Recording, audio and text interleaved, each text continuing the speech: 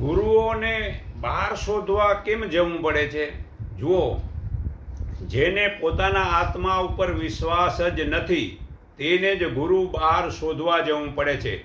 પરંતુ આત્મવિશ્વાસવાળા મનુષ્યને તો ઘેર બેઠા જ નિરાકાર ભગવાનનું જ્ઞાન આપવાવાળા બ્રહ્મજ્ઞાની મળે છે.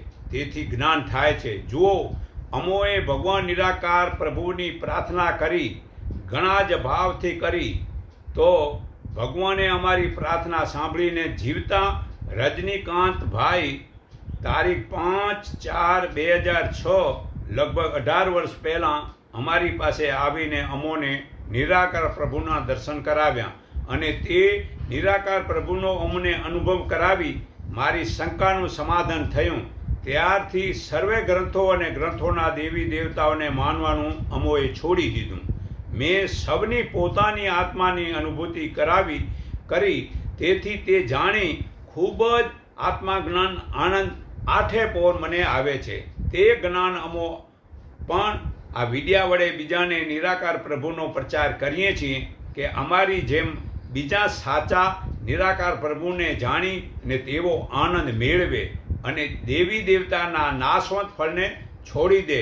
કારણ કે જુદી જુદી કામનાઓની આશાઓથી જેમનું જ્ઞાન હરાઈ ગયું છે એવા લોકો પોતાની પ્રકૃતિને વશ થયેલા મનુષ્યો તે નિયમનું પાલન કરી ભગવાનના શરણે જતા નથી, ઓરિજિનલ ભગવાનને, અને ડુપ્લિકેટને જાય છે. કારણ કામનાની આશાઓને પૂર્તિ કરવા માટે બીજા દેવી દેવતાઓને શરણે જાય છે. જે મનુષ્ય જે સ્વરૂપની પૂજા ભક્તિ શ્રદ્ધા કરવા ઈચ્છે છે તેને તે સ્વરૂપ વિશેની શ્રદ્ધાને ભગવાન દ્રઢ કરે છે.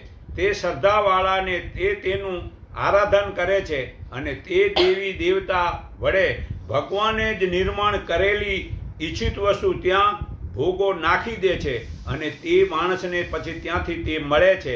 પરંતુ તે ઓછી બુદ્ધિવાળાઓને જે ફળ મળે છે તે નાશવંત હોય છે. દેવોને પૂજનારા દેવોને પામે છે, પણ ભગવાનને પૂજનારા ભગવાનને પામે છે. આ ગીતા અધ્યાય 7 શ્લોક 20-23 પુરાવો છે. તો ભાવના જો સારી હશે અને ભગવાનની પ્રાર્થના કરશો તો ભગવાન જરૂર ગુરુ ઘેર મોકલી દેશે અને એવા ભગવાનના સાચા ભગવાનના દર્શન કરાવી તે જ્ઞાન મળશે. અને આ અમારો અનુભવ છે. તો તમે મતલબ કે ભગવાનની પ્રાર્થના કરો તો ભગવાન તમારી સાંભળશે અને ઘેર બેઠા જ્ઞાની પુરુષ તમારે ઘેર આવશે.